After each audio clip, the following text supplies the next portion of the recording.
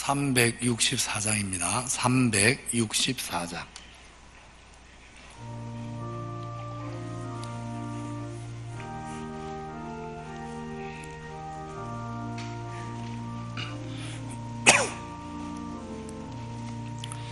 내 기도하는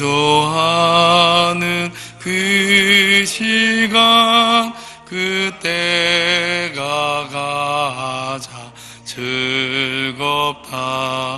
이 세상의 은시 걱정에 얽매인 나를 부르사 내 진정 소원 주 앞에 낱낱이 바로 아뢰며 큰 불행 당해 슬플 때 나 위로 받게 하시네.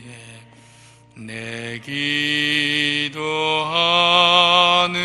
그 시간 내게는 가장 귀하다.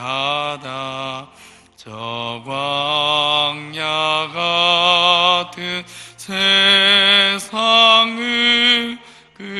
끝없이 방황하다가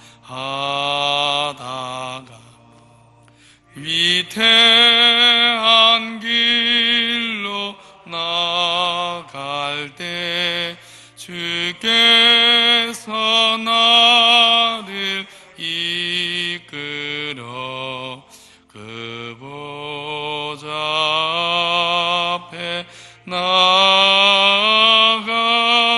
그 은혜 받게 하시네. 내 기도하는 그 시간 그때가 가장 즐겁다.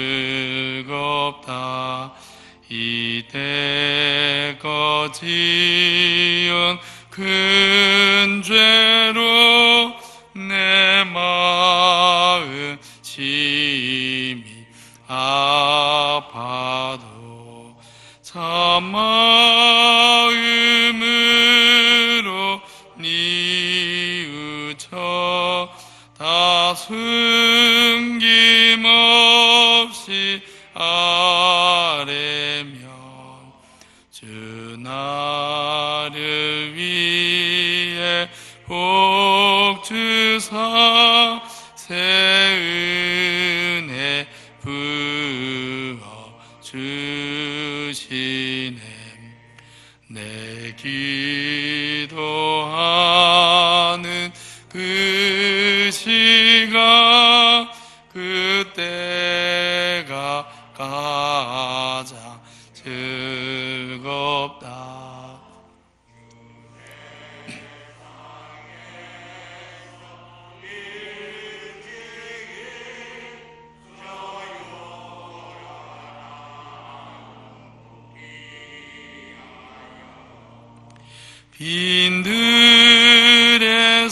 빈들에서나 산에서 온 밤을 세워 지내사 주 예수 친히 기도로 큰 본을 보여 주셨네. 아멘.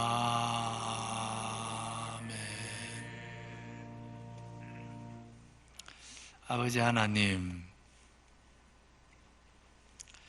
요란한 세상을, 연약한 인생이 무거운 죄의 짐을 지고 살아가기에 하나님 앞에 기도하지 않고는 세상을 이길 수도, 연약한 우리 자신을 이길 수도, 죄의 짐을 벗어날 수도 없기에 오늘도 주의 이름을 부르며 주의 보좌 앞에, 은혜의 보좌 앞에 나왔습니다.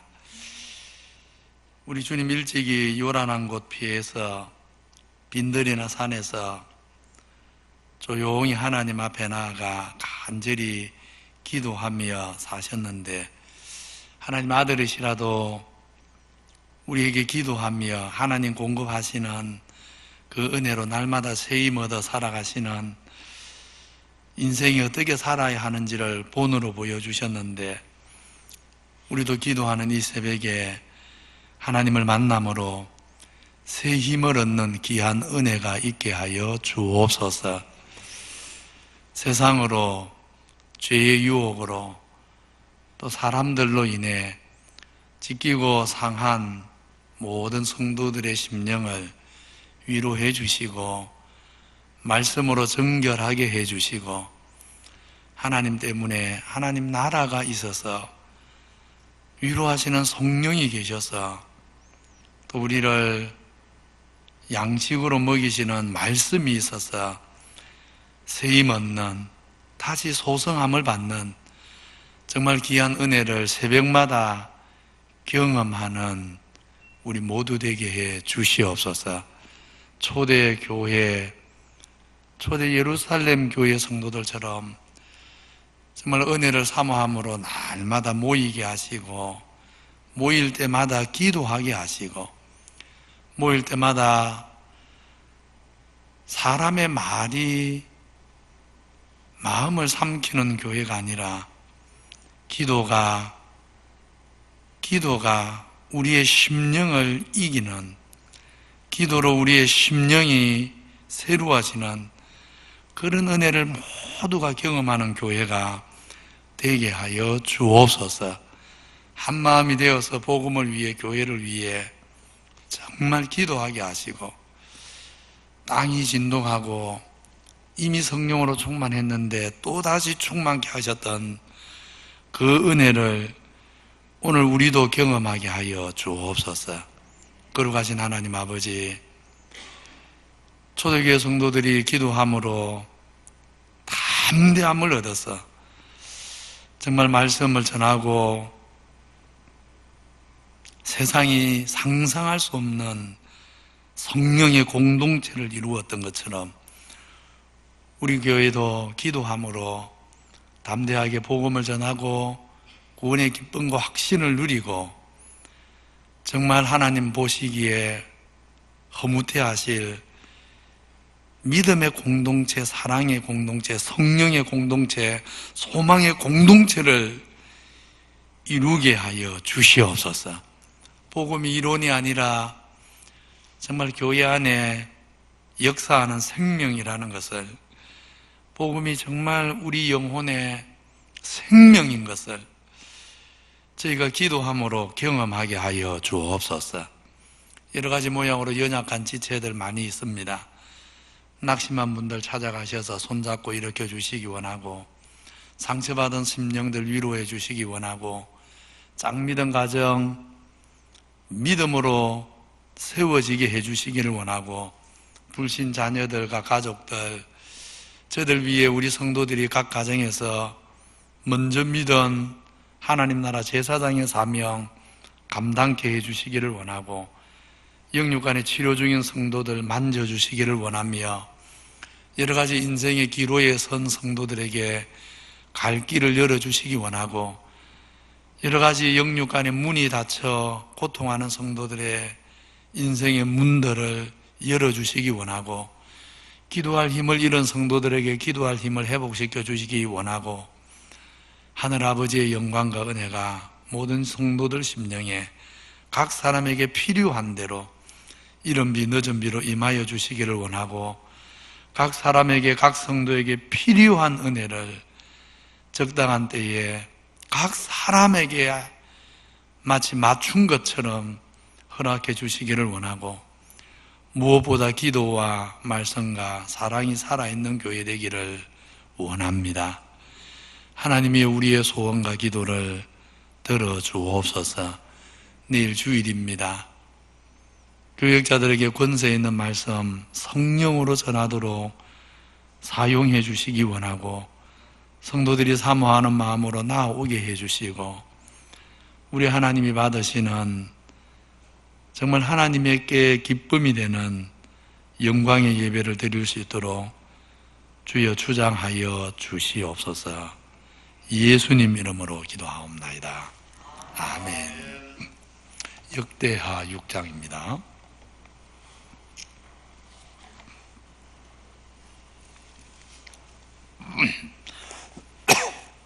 역대하 6장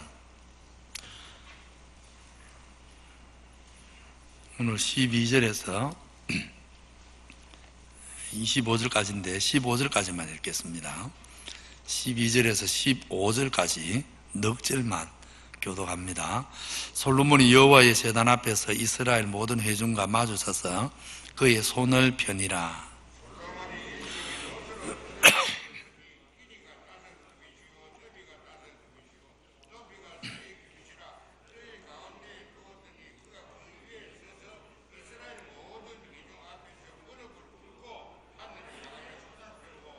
이르되 이스라엘 하나님 여호와여, 천지에 주와 같은 신이 없나이다. 주께서는 온 마음으로 주의 앞에서 행하는 주의 종들에게 언약을 지키시고 은혜를 베푸시나이다.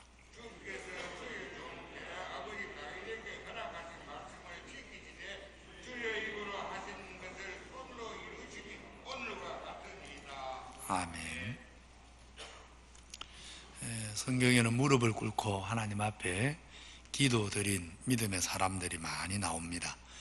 학사 겸 제사장 에서라는 포로에서 돌아온 백성들이 전날 하나님을 노엽게 하여 포로로 잡혀가는 이유가 되었던 이방인들의 가정한 행위들을 벗어버리지 않고 버젓이 포로기를 경험하고 또 포로에서 돌아온 다음에도 버젓이 행하는 것을 보고는 속옷과 겉옷을 아예 찢고 수염을 뜯으면서 한참을 기가 막혀 앉아 있다가 이제 저녁 제사 드릴 때쯤, 이 말은 최소한 대여섯 시간을 기가 막혀 그냥 기도도 못하고 말도 못하고 아무것도 못하고 그냥 멍하니 대여섯 시간을 앉아 있다가 이제 몇 시간이 지난 다음 조금 마음을 가다듬고 제일 먼저 한 일이 하나님 앞에 무릎을 꿇은 것이었다 하고 에스라 9장에서 말씀하고 있습니다. 그런 에스라의 겸비한 기도를 보고 많은 백성들이 마음의 감동을 받아서 함께 회개하기 시작했고, 결국 에스라, 느헤미야 시대에 아마 구약 성경을 토탈해서 가장 큰 부흥의 역사가 일어났습니다. 또 우리가 잘 아는 대로 다니엘은 바사 제국의 신하들이 자기를 올무에 빠뜨리려고 어떤 관계를 세웠는지 다 알지만 하루 3번 성전을 향해서 다니엘서 6장에 보면 무릎을 꿇고 기도했다. 그냥 기도하지 않았고 무릎을 꿇고 하나님 앞에 매번 그렇게 기도했다 그랬습니다. 그런 다니엘의 기도를 들으시고 하나님이 사자굴에서 구원해 주신 것을 우리가 잘 압니다. 신약에 오면 우리 주님이 겟세마네에서 십자가를 질 수 있는 은혜를 얻기 위해 아버지 앞에 기도할 때 복음서에서 분명히 전가합니다. 무릎을 꿇고 아버지 앞에 엎드렸다 그랬습니다. 결국 3번의 무릎 꿇은 기도를 통해 주님은 십자가를 질 수 있는 놀라운 새 힘과 새 은혜를 얻으셨습니다. 서대반 주님 본받아 순교의 잔을 마시기 직전 거기 보면 무릎을 꿇고 마지막 기도를 하나님 앞에 드립니다. 자기 영혼을 주님께 의탁하면서 또 원수를 위해 기도하면서 무릎을 꿇고 마지막 기도를 드리고 아름답게 하늘 본향에 입성했습니다. 무릎을 꿇은 채 하나님께 갔습니다. 베드로, 도르가 주님을 사랑하기에 많은 성도들 위해 겉옷과 속옷을 손수지어 섬긴 정말 아름다운 여인 도르가, 그 도르가가 죽었을 때 그를 다시 살려주시기를 아버지 앞에 기도할 때 거기 보면 다락에 가서 무릎을 꿇고 그 시친 앞에서 무릎을 꿇고 하나님 앞에 간구했고 하나님이 그를 살려주셨습니다. 성경 기록으로 볼 때 무릎을 가장 많이 꿇었던 사람은 기록상 그렇습니다. 실제로는 다니엘은 하루 3번, 4번 꿇었으니까 다니엘이겠지요. 근데 여하튼 성경에 기록된 횟수로 가장 많이 무릎을 꿇었다는 표현이 나오는 사람은 바울입니다. 1차, 2차, 3차 선교 사역을 마치고 로마로 가기 위해 길을 나서면서 에베소에서 아시아 지방의 목회자들 다 불러 모아놓고 마지막 당부의 말을 하고 헤어지면서 이제 저들을 정말 이제 헤어지면서 교회를 저들에게 부탁하면서 또 그 교회를 섬길 감독들, 목회자들을 하나님의 손에 부탁하면서 거기 보면 무릎을 꿇고 아버지께 교회들과 성도들을 위해 마지막 기도를, 이별의 기도를 드리는 것을 보게 됩니다. 예루살렘에 올라가면 고난이 있다고 가지 말라고 만류하는 이제 두로 교회 성도들을 만나 교제하고 기어이 예루살렘으로 고난이 있어도 간다 하면서 역시 또 헤어질 때입니다. 에베소에서도 헤어질 때고 이 두로 교회에서도 또 헤어질 때, 그때도 두로는 바닷가입니다. 그래서 바다 옆 아마 모래사장이었겠죠. 바다 옆 모래사장에서 무릎을 꿇고 자기가 가야 될 예루살렘의 길, 그 말은 고난의 길입니다. 그 고난의 길과 그러나 남겨진 이 교회들을 하늘 아버지께서 돌보아 주시기를 위해 마지막으로 바닷가에서 무릎을 꿇고 기도하는 것을 보게 됩니다. 에베소서 3장에 가면 이제 에베소 교회 성도들을 위해 기도하는데 거기 보면 내가 하늘의 하나님 앞에 무릎을 꿇고 비노니 그리 되어 있습니다. 무릎을 꿇고 비노니 저들의 속 사람이 성령의 능력으로 강건하여지고 지식에 넘치는 그리스도의 사랑에 하나님 사랑의 그 높이, 넓이, 길이 그 너비까지 알게 해주시기를 위해 기도하면서 한마디로 하나님 사랑이 어떠한지 성도들이 알게 해주시기를 위해 기도하면서 내가 무릎 꿇고 비노니 그렇게 말하고 있습니다. 무릎을 꿇고 기도한다. 무엇을 뜻합니까?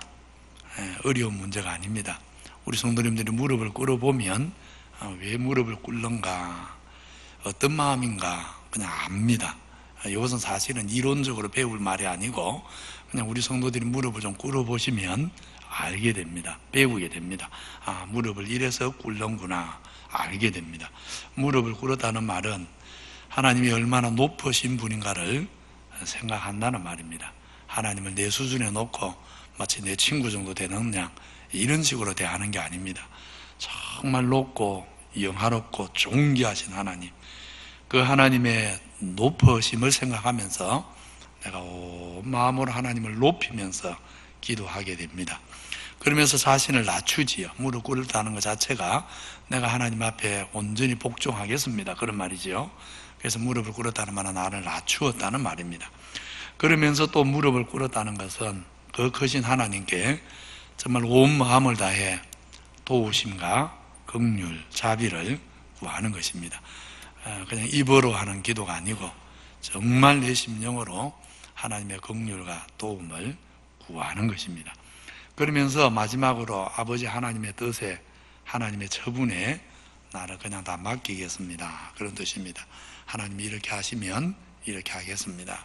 하나님이 죽이시면 죽겠습니다. 하나님 뜻에 따르겠습니다. 그러나 나에게 긍휼을 베풀어 주십시오. 무릎을 꿇으면 그런 마음이 생깁니다. 그냥 형식적인 무릎 꿇는 게 아니고 정말 마음으로 무릎을 꿇으면 그런 마음을 가지고 하나님 앞에 기도하게 됩니다. 우리 하나님이 이렇게 전심으로 하나님을 높이면서 또 자기를 낮추면서 하나님의 처분에 자기를 맡기면서 하나님의 긍휼을 구하는 그런 기도를 들어주실 것이라는 것은 의심의 여지가 없습니다. 그냥 소리로 내는 기도가 아니라 정말 우리의 마음이 담기고 우리의 영혼이 담긴 또 하나님을 향한 공경과 사랑이 담긴 그런 우리의 기도를 우리 하나님이 외면하지 않으시는 것입니다. 오늘 말씀에서 솔로몬이 하나님의 은혜로 성전을 지어서 봉헌하면서 자기 신분이 왕인데, 왕이지만 하나님 앞에서는 내가 왕이다, 그게 무슨 소용입니까? 그게 내세울 수 있는 문제입니까? 그래서 그저 한 사람의 하나님의 연약한 성도로서, 한 사람의 하나님의 백성으로서, 모든 백성이 보는 앞에, 왕인데 백성들이 보는 앞에서 겸손하게 무릎을 꿇고 하늘을 향해 손을 들고 기도합니다. 저는 우리 성도들에게 간절히 바라는 것이 있습니다. 우리 모든 성도들이 여러분 자녀들에게 정말 무릎 꿇은 모습을 보여주시기 바랍니다. 자녀들이 부모가 하나님 앞에 무릎 꿇은 모습을 보면 저는 때가 되면 변한다고 봅니다. 아무리 완악한 마음을 가진 자녀라도 내 어머니가, 내 아버지가 무릎 꿇은 모습을 보고 돌같이 굳은 마음을 할 자녀는 저는 거의 없다고 봅니다. 무릎 꿇은 어머니를 보고, 무릎 꿇은 아버지를 보고 끝까지 강팍한 마음으로 살아갈 자녀는 없을 것입니다. 우리 성도님들이 하나님 앞에 무릎 꿇고 기도하는 것을 보면 지금 당장은 아니어도 이 다음에 우리 자녀들이 세상을 살면서 언젠가 자기들도 그런 모습으로 하나님 찾을 날이 올 것입니다. 우리 어머니가, 내 아버지가, 정말 사람 앞에서는 그렇게 당당하셨던 내 아버지가 전날 그분 앞에서만큼은 무릎을 꿇었던, 하나님 앞에서만은 그렇게 철저하게 무릎을 꿇었던 그 아버지를 기억하고 그 아버지가 찾았던 하나님을 찾으면서 내 아버지가 무릎 꿇고 눈물 흘렸던 하나님, 내 어머니가 무릎 꿇고 부러지셨던 하나님, 오늘 나를 긍휼히 여기시고 나에게 살 길을 열어주시기를 기도하는 날이 반드시 올 것입니다. 옛적에 사실 야곱이 그런 인생을 살았습니다. 야곱이 험난한 인생길 가다가 하나님의 도움을 구할 때마다, 인생의 위기 앞에 딱 부딪힐 때마다 어김없이 그럽니다. 그냥 하나님 하고 부르지 않고 내 조부 아브라함이 섬기던 하나님, 내 아버지 이삭이 날마다 찾고 부르짖고 교제하던 하나님, 오늘 나도 기억해 주십시오. 내 할아버지를 기억하셨던 것처럼, 내 아버지 이삭을 기억하셨던 것처럼 오늘 나도 기억해 주십시오. 사실 야곱의 기도가 거의 시종일관 그렇게 되어집니다. 아브라함의 하나님, 이삭의 하나님, 오늘 나의 하나님이 되어 주십시오. 아브라함도 이삭도 그렇게 사는 것을 보고 야곱이 평생 그렇게 살아간 것입니다.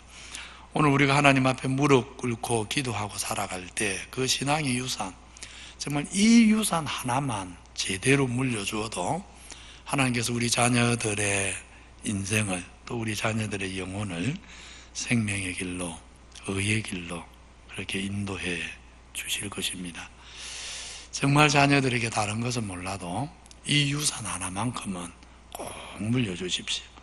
무릎 꿇은 여러분의 모습이 자녀들의 내리 속에 꼭 박히도록, 아무리 피곤해도 새벽에 일어나서 그 추운 겨울에 너무 추우니까 이불을 뒤집어 쓰고서라도 하나님을 찾아 나서는 여러분의 발걸음을 여러분의 자녀들이 기억하게 하십시오. 하늘아버지께서 우리 자녀들의 인생을 당신의 손에 붙잡으실 것입니다.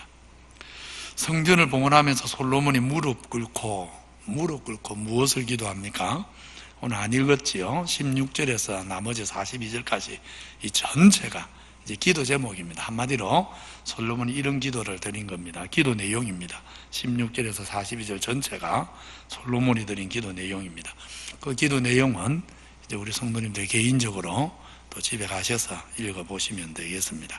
오늘 한 가지만 더 생각할 것은 솔로몬이 그렇게 무릎 꿇고 하나님께 기도하면서 무슨 고백을 하는가? 14절에 보면 이런 말을 합니다. 14절, 이스라엘 하나님 여호와여, 천지에 주와 같은 신이 없나이다. 주께서는 온 마음으로 주의 앞에서 행하는 주의 종들에게 언약을 지키시고 은혜를 베푸시나이다. 여호와여, 주와 같은 분이 없습니다.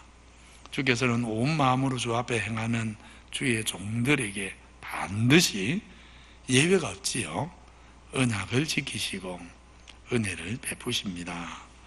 제가 설명 안 해도 무슨 말인지 어려워서 이해 못할 분 없을 겁니다. 그냥 누구나 다 이해할 수 있는 아주 쉬운 말이지요. 천지의 하나님 같은 분은 없습니다. 온 마음으로 우리가 하나님 앞에 행하면서 무릎 꿇고 무릎으로 살아갈 때 반드시 언약을 지키시고 은혜를 베푸시는 하나님이십니다. 오늘 이 말씀 마음에 꼭 새기셔서 우리 성도님들 평생 무릎으로 살아가시기를 바랍니다. 무릎으로 살아가고, 그리고 주 앞에 행하는, 그랬죠? 무릎으로 살고 주 앞에 행함으로 때를 따라 도우시는, 또 언약을 지키시는 신실한 은혜 가운데 살아가시기를 주님 이름으로 축원합니다. 자유롭게 기도하시다 돌아가시기 바랍니다.